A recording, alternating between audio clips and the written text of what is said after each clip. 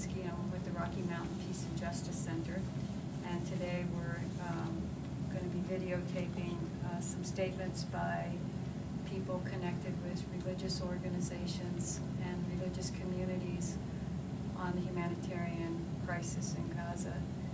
And we are going to start today with Julia Hallaby, who is a Quaker and is a Palestinian American. Julia, thanks. Can I read this?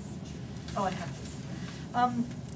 We're speaking today about the blockade that Israel has on the Gaza Strip. And since November 5th, Israel has blocked the UN from delivering food to 750,000 people in the Gaza Strip. Israel has allowed a small amount of food to get in. Fuel and other necessary supplies have also been blocked. The UN representatives state that the situation is extremely dire. Gazians are now using animal feed to make bread.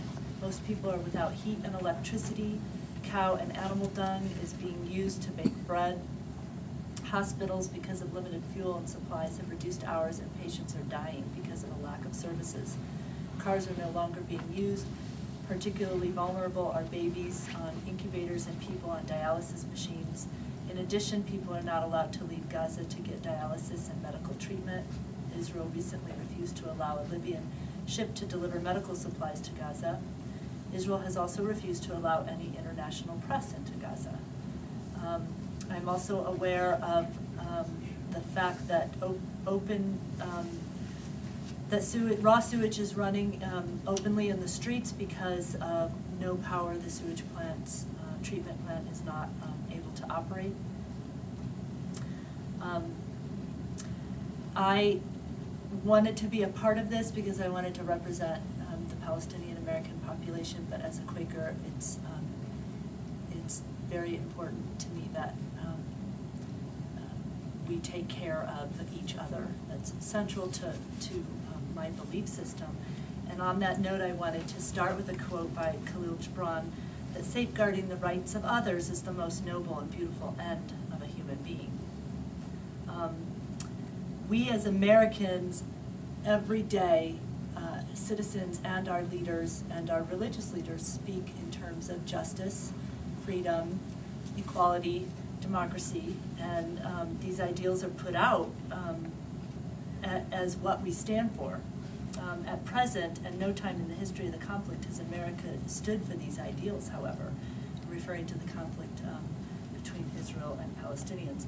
The crisis in Gaza has reached epic proportions, as that list indicates, and humans in Gaza right now are being starved, diseased and poisoned, and denied the basic right of life. Israel has sealed off the Gaza Strip and not permitted food, medical supplies, power, water, as mentioned. And people with medical conditions are unnecessarily dying.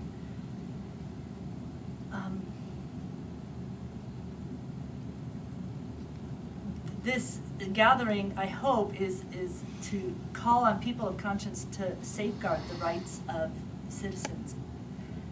Every major religion has embedded in its doctrine a mandate to care for those less fortunate, to feed the hungry, house the homeless, care for the sick. Religious leaders have it within their power to mobilize an army of stewards, which is a Quaker term that we use.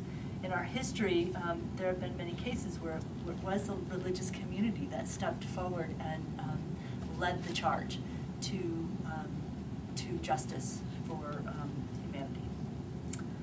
And I do not believe that at this stage of the game we can wait around for anything more.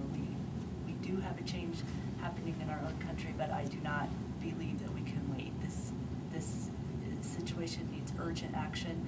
No longer can it be ignored, denied, and pretended to not be as serious as it is. And I joined this group to implore people to wake up to the situation and take action. Thank you. Thank you, Julia. Our next speaker will be Reverend Keith Thompson, who is representing himself but is the pastor at the First United Methodist Church here in Boulder.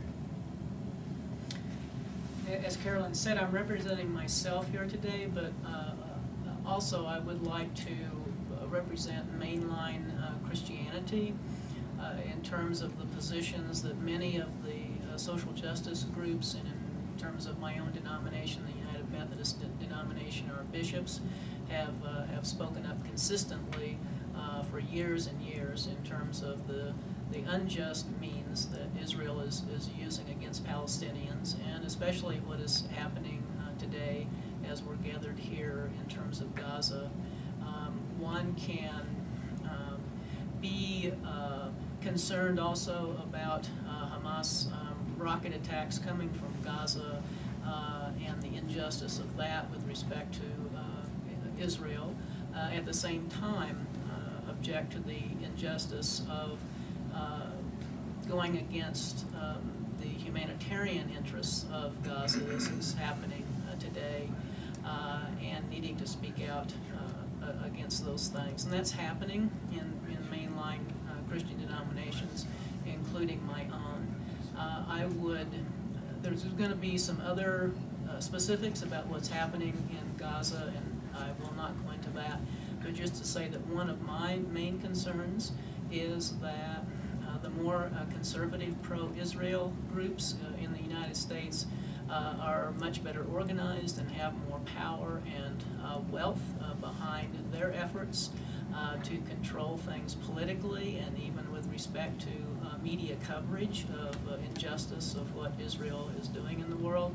And that one of my concerns is that progressives, religious and secular, are not very well organized and are not don't have the connections in order to wield counteraction to that conservative power, basically by AIPAC, especially in terms of the pro-Israel group that is very effective in their keeping Palestinian justice issues out of the media and the American public. One of the things that is keeping us apart is the division between secular progressives and religious progressives, and would just like to mention a book called God in Public by Mark Toulouse.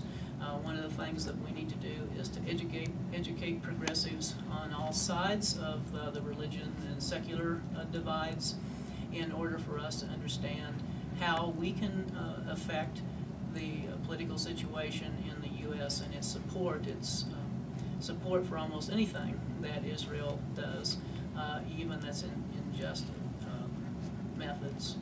And so while many of our mainline Christian groups have taken positions, there's not much of an effect that is that's actually been able to take place because of these positions, and we need to find ways of wielding political power in pluralistic ways and in just ways, and I'm very concerned about that.